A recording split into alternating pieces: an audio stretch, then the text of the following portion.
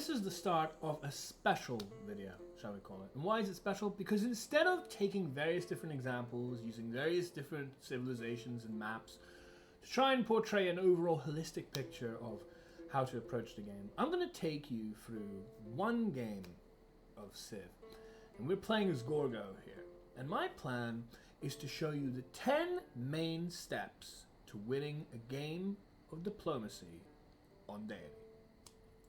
There are several main components to that, which while every game differs and there are opportunistic options that can arise in any manner of different ways between games, there are certain kind of pillars that I would say are the important factors to making sure that you're on course to winning that game of diplomacy. I have won quite a fair share of specifically diplomacy games, so I feel like I can offer an insight to how to generally know that you are on to a winning strategy. We start with trying to get a religion. And the reason for that is religion requires both Mahabodhi temple and it requires pagodas. So with those, we can get diplomatic points and diplomatic favor to help our course to victory. So how do we do that? Well, it's important to note I like to play Deity, I like to play on the shuffle map, I like to play with 8 players, a standard size map. I like to play with a couple of game modes, Monopolies and Corporations, Tech Shuffle, Civic Shuffle. And the reason why I really like Tech Shuffle is because playing hundreds of games of Civ is fun, but it can be a little bit repetitive. Tech Shuffle, in my opinion, is a beautiful way to make every game unique. That's why I also love shuffle on maps. Anything that is shuffling leaders, because I don't pick the leaders, I let it shuffle for that as well.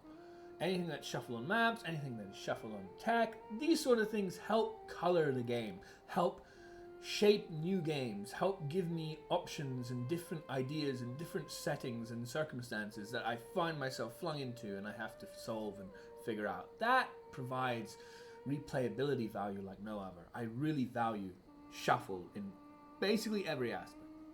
And finally, I really like Disaster Level 4, and obviously the reason for that is Disaster Level 4 is really good when it comes to gaining aid requests, because yes, it does help incite other civilizations after they've had a volcano erupt or a snowstorm or whatever have you to ask for aid requests, and if you know them, you can benefit quite well from getting those diplomatic points. So, what do I want to particularly stress in this first part? Well, to get a religion, you of course need to have astrology. Now, we have Yosemite here. Right here. And this is our wonder, a natural wonder that allowed us to get beeline to astrology. In addition to that, we are also using Holy Site prayers. Because guess what? On online speed, on Deity, even though I literally started turn 1 knowing where Yosemite was, I still am pressed for time. This is a warning sign. If you see all these other civs already start to accumulate great profit points, you are only mere turns away from being able to recruit your own. So be aware of this. This is danger. This is why, even though I have just completed my first project to get to those 16 plus points, but we're on like 21 right now, and I could wait another 5 turns for a +2 accumulate on my Holy Site and Shrine, 5 turns may actually not be enough. Instead, I'd much rather focus on going for 2 turns, sacrificing those turns from producing anything else, and ensuring that we can continue our game with religion. Religion is not a be-all end-all. If anything, nothing really is on its own. It is always, in a game of Civ, an accumulative process. But if you have certain goals in place, you can make that accumulative process seem a lot easier and a lot more manageable, and a lot more in your own head, so you can figure out what the next step and the next stage is. It's not essential to get Statue of Liberty. It's not essential to get Mahabodhi. It's not essential, and I'd never get it, but the Patala Palace. But these all help you. And religion is one of the biggest things that can help you win this game. We now have 1 turn remaining. Conveniently, it hasn't increased in value because in the early games, in early turns, this value can change on you. This value can lie to you if you are only just over it. In this case, we have no problem with that. We're safely going to cover it next turn. So there it is. We've acquired our great profit. Let's have a look and see. Well, there's my answer. I was about to say, let's have a look and see how many more turns it would last for us to get this profit. And sure enough, the moment I got it, it's already gone. This is what? Turn 36? That's fair enough. That's pretty late. In spite of going through and getting astrology beeline, that is still pretty late. But it just goes to show you, when you're playing on online speed, you really need to value the religion highly. You can't just be twiddling your thumbs, ooh, should I get one? It needs to be on your mind from the get-go, get it or else. So there we are, we have the great profit. This will allow us to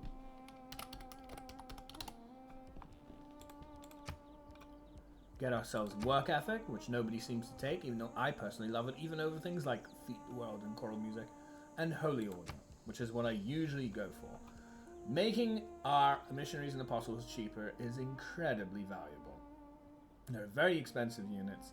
Faith is a difficult resource to acquire. You're going to get yourself a lot more of the likes of gold and even science and culture if you go that way than you can of faith. Some kinds, some cultures, some civilizations, Russia, a good example, can change that. In the general, most games, faith is a less acquired resource.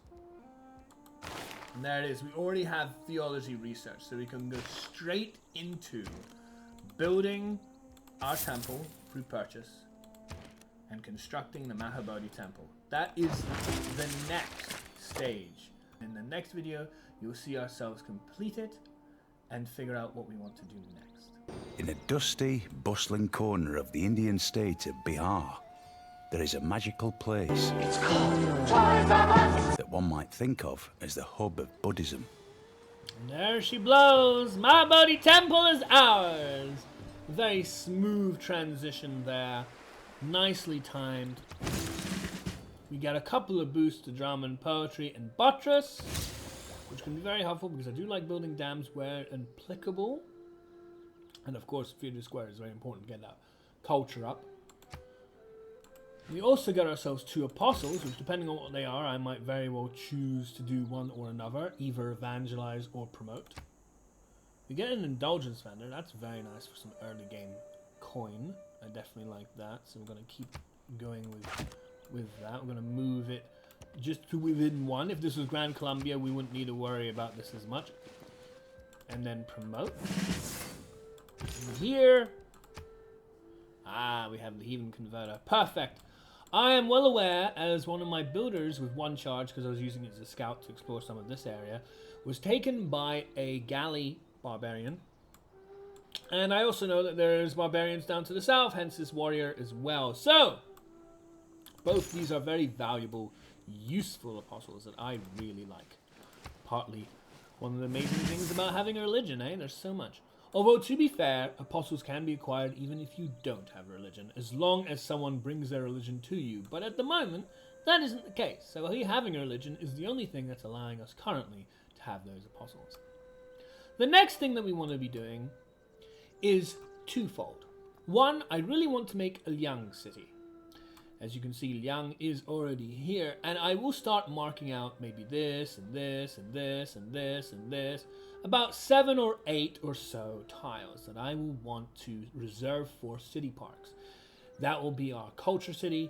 That will grow ourselves to hopefully a target of 60 culture per turn, leading into Statue of Liberty. And the other part to try and get Statue of Liberty is to grow our empire. Grow our empire hopefully to about 8 cities, preferably. 8 cities is what I would consider to be the healthy amount of cities. Beyond that is a little egregious, and you start losing value in terms of having to spread thin.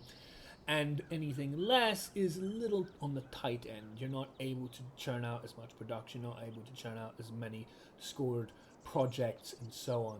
So 8 is my goal, and I already have quite enough space for at least 1, 2, 3 more cities that will hopefully give us a 6 to start with, which is more than our way to getting to those goals. So come back in the next section and you will see all of that up to speed. I look forward to seeing you then. Have you ever had a situation where a game is running more smoothly than you'd like? This game is going really well, but I'm trying to make a video here. So I'm going to do 2 points at once, because that's just how good things are going. So, we have, what, 2 turns remaining for this golden age? But don't you worry about it, because we're going to get it. And that is one of the biggest things about any WinCon, is getting that Monumentality golden age so you can buff your empire to a size strong enough to last to the end game. The other point is trying to find civil engineering, because for diplomacy in particular, I would say that while Patala Palace and maybe even Mahabodhi are relatively expendable, the whopping 4 points, as everyone knows, of Statue of Liberty is just too big to miss. So finding that civil engineering, especially when you're playing tech shuffle mode like I am, is absolutely key. And we're going to achieve both those things in the same turn. Watch this. There we are. We got the plus screen we needed to get to the golden age of our harbor, built in Argos, and we found civil engineering in the process of having built that and a new diplomacy quarter in the same turn, our 6th and 7th specialty district type. Now we can look to our civic tree and see that it's aligning here. So what do we need to focus on? We need to focus on civil service into whatever these things may be, which we'll only find out once we've cleared the previous.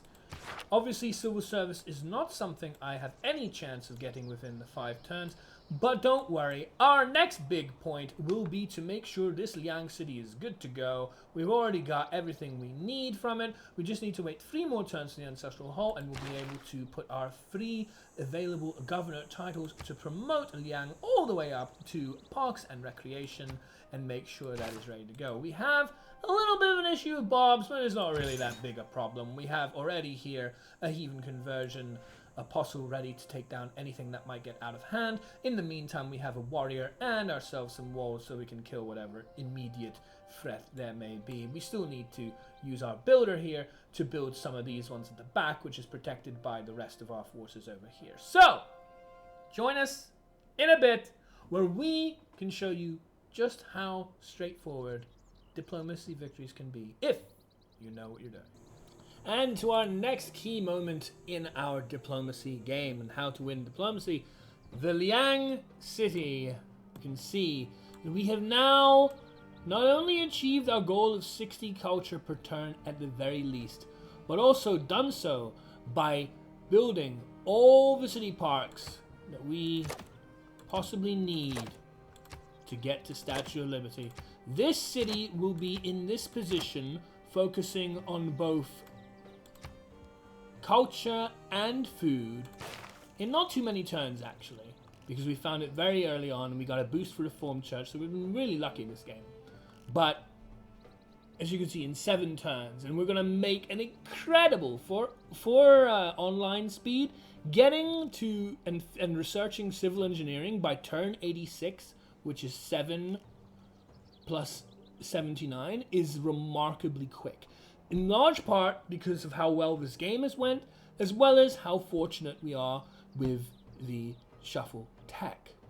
I do really enjoy the shuffle tech, not only for the surprise and intrigue that it causes from game to game, but also fortuitous positioning that might not otherwise come about, because it's only fixed otherwise. You know, it's always going to be in the same place. It's not necessarily going to be this able to get to. So, in a little while, I will show you what the next pillar to progressing a game of diplomacy would be as we make our way with Roga.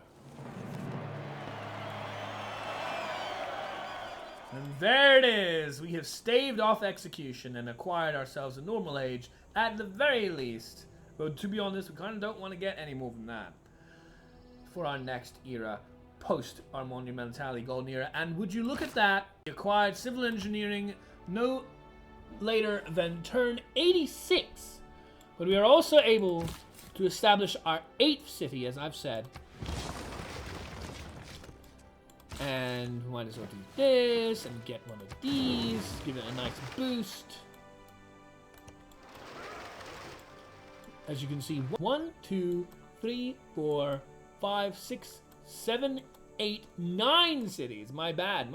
9 cities. There are 2 things that you really need to bear in mind when building the amount of cities you want to build.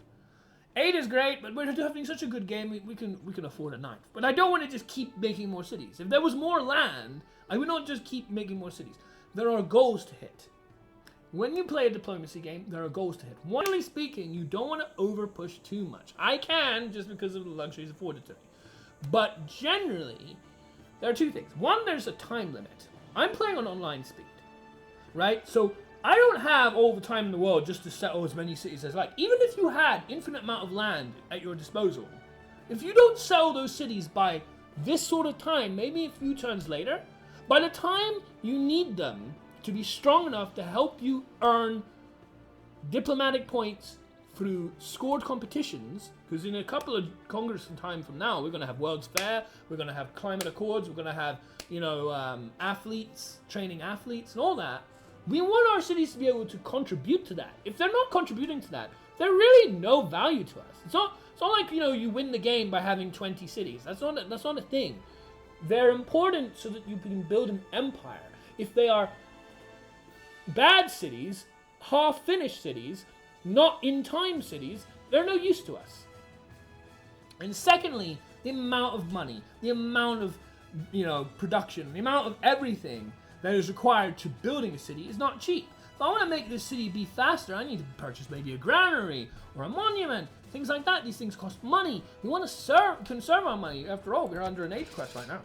Resources you have available to you. If you have a healthy game like this, all right, fine. Maybe you push that maximum a little bit higher. You get a 9th, you get a 10th city. But don't just keep making more cities. You need to make sure that every city that you do make is strong, has enough land, has enough production, is working for you. Not just it's because it's another city. That doesn't help.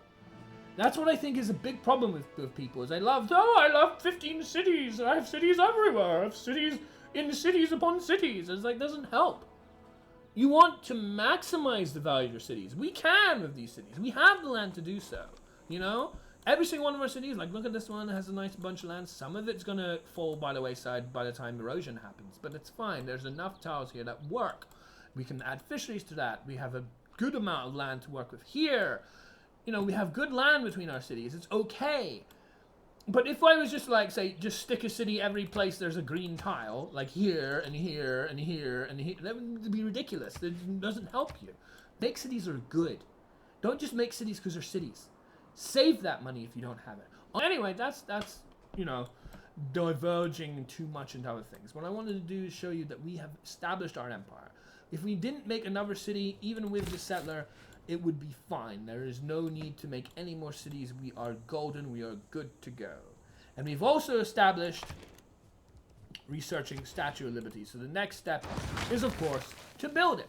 We have 29 on that. But crucially, of course, since we have monarchy, we can quite straightly put in this.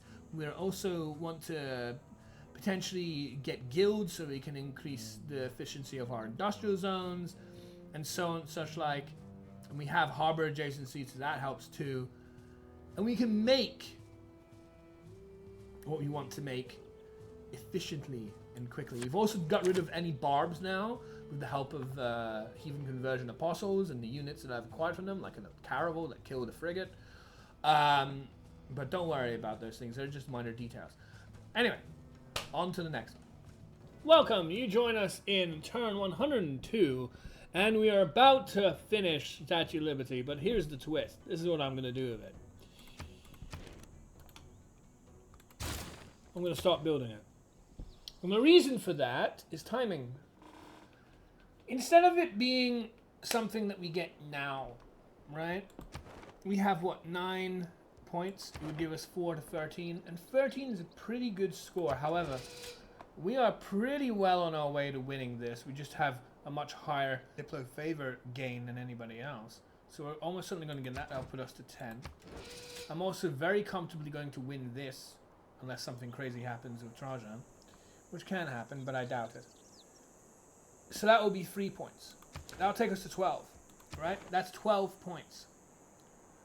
If I also built Statue of Liberty now, that would be 16 points. Here's something you need to know about diplomatic win cons. You really want to make sure that you don't go past 13 points until you're ready to commit to winning the game outright. And the reason is 13 points is the threshold between when other civs think you are threatening or not. If you have 13 points or less, other civs will not do their utmost to vote against you. And remember, votes are exponentially expensive. While you might have more overall diplomatic favor, you don't necessarily have more votes. If you let everybody else vote you out of winning the Congress, the gain to diplomatic points part in particular, you are massively sabotaging your ability to win the game. If you instead wait to win one of those, gain a potential total of 5 diplomatic points, and then slap Statue of Liberty immediately afterwards, you can easily turn any reasonable game accruing around about 11, 12 points into that whopping 20 and just getting the win outright. That timing, because they are AI and they are stupid, they'll never see it coming. They are programmed not to be able to see it coming, and it will win you a lot of games. So that's exactly what we're going to do. Statue of Liberty itself doesn't really go until 30 turns from now. We have been very fast. We got this very early. We do not need to worry about anyone else building Statue of Liberty in any near future whatsoever. We can more than well wait for the next cycle of the Congress, maybe even the one after that if we want to hedge our bets. And get that Congress vote, get that victory, move 5 points into around 13. It would be 14 because we have 9 right now. Get those, although they'll probably finish before that, and collectively get 20 points and get our victory, as you will see in the coming turns. For right now, our next objective, which you will see again when we complete it, is to raise our diplomatic favor to at least 25, if not more, preferably up to 40 points per turn. That's what our aim is. And we do that, obviously, with monarchy, gaining 2 diplomatic favor for every Renaissance wall. And we have 100% production towards defensive buildings, aka walls. With that kind of diplomatic favor, we can more than outmuscle any other civ to win the next Congress. And in the coming turns, you'll be able to see just how powerful that is. We have currently 9 diplomatic points. With that Nobel Priest Prize, we will have a total of 10 diplomatic points. Let me show you something. Right now, I don't know who's selling them for cheap. Probably not Christina. Okay, sure. We'll show that we can buy 20 diplomatic favor. No matter how much they're charging us, we can buy their favor at 9 points or less. So, we shall do that. Just to prove the point. Pass the turn. So we've had the Congress go by, and unfortunately I wasn't able to demonstrate the point of purchase I was trying to make in the meantime. However, now we have an opportunity to do so.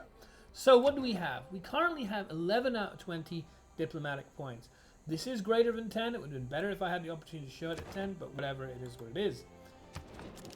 Let's try and buy some diplomatic favor off Montezuma, the very person that we bought earlier, just a few moments ago. I cannot accept this deal under any circumstances. Changed from allowing us to buy it for 7 each to now becoming impossible. And the reason for that is because AI are hardwired not to sell any diplomatic favor to certainly yourself, but presumably any civilization that goes beyond the 10 diplomatic point barrier, because that is like their insurance against a potential diplomatic win approaching. Something to bear in mind, which means that you want to aim for having all your generation for diplomatic favor in-house and working by the time that you reach 10 diplomatic points, so that you don't need to rely on anyone else's, you can just make your own. And if you see, every single city here has Renaissance walls. Renaissance walls there, Renaissance walls here. Every single city has Renaissance walls. And with this Renaissance walls, of course, we have +2 diplomatic favor coming in from every single one of these cities. They are all fairly strong cities. They will all help in winning future aid requests, future scored competitions, and an upcoming diplomatic game. Also bear in mind that even though they're not willing to sell us any more diplomatic favor, they are in effect giving us diplomatic favor through their embassies and delegations. That is, their embassies and delegations to us, not the ones that we send to them. If we send to them, chances are we're giving them diplomatic favor. Something to bear in mind on how to generate it. As you can see, 5 from embassies, 1 from delegations, 2 from government, 2 from city-state suzerain, and 23 extra from a combination of pagodas and mostly Renaissance walls with mono. Because you're Gorgo, I know you'll make it through. Anyway, we're back and we'll go. And we have 5,000 in the bank with a nice 400, sometimes been 500, it fluctuates, gold income per turn in the closing stages of this game. That is something that is very key. Why? Because if you play Deity enough, you will find that the AI loves to just generate tons of gold for aid requests, and sometimes they generate 600, 800, maybe even 1,000 a turn. And how do you keep up with that? You have some coming in, but it's certainly not enough to keep up with them. But if you have a nice surplus, a nice big buffer like 5k, when you get into a much desired aid request, which a disaster level 4 data game will almost certainly provide. Ah yes, an aid request. You see, it all kind of ties in together. You learn certain lessons on how to play the game and you apply them in various different ways to make things work. If you remember my last video about era score, I explained how important it is to be prepared. Whether that is having builders ready to make specialist improvements, whether that's having enough money to buy a galley or whatever it may be. Well, in the same idea of being prepared, having a nice surplus amount of gold in your bank, when this hits, you're already there, you already dealt with it, you already dealt with the situation. This is just 20 turns of waiting and then you have your points. If you're having to race others from the get-go and you have nothing, they can outrace you. It's insane just how much they can produce sometimes. So, always be prepared. And being prepared in this means having good totals. You've also stolen some more gold. You see how everything comes together? Because we have spies, spies are good at siphoning gold, that's more gold for the aid request, or whatever it may be. It all feeds into one another. So we have nice 400 plus gold coming in per turn. Would like to get that to 500. Having almost our high threshold of what we want and much higher than our low, because I say between anything from 25 to 40 Diplo favor coming in per turn is fantastic, and having 1,000 Diplo favor is absolutely nuts. But I've been saving some from previous congresses because I knew I could win them, and everything is coming together. We even have the fave coming in case you want to buy some great people. It only takes a few more turns now and we're good to go. And so it is all culminated in 132 turns. You can see that we are finally going to finish the Statue of Liberty that I deliberately held on earlier. Timing is everything. that is our final point I want to leave you with. Having just done our Congress, but we earned our points, we're ready to end the turn. And voila! Sea-washed sunset gates shall stand a mighty woman with a torch, whose flame is the imprisoned lightning. Imprisoned lightning is ours to conclude the day. I hope you've enjoyed today's video on how to win a game of diplomacy using a particular case study with Gorgo. And I hope you win the next attempts that you try out. And let me know in the comment section below how you get on with your diplomacy games. Let me know what you want particular help with. Till then, everyone, have a good one. From your earliest desire to live in peace, to the times when you stood against aggression, you have always sought cooperation. You did not do this merely to brighten your own glory, but because dignity belongs to each of us. And in so doing, you have proved that your ancient and eternal commitment to a shared peace will be the foundation of the world of tomorrow.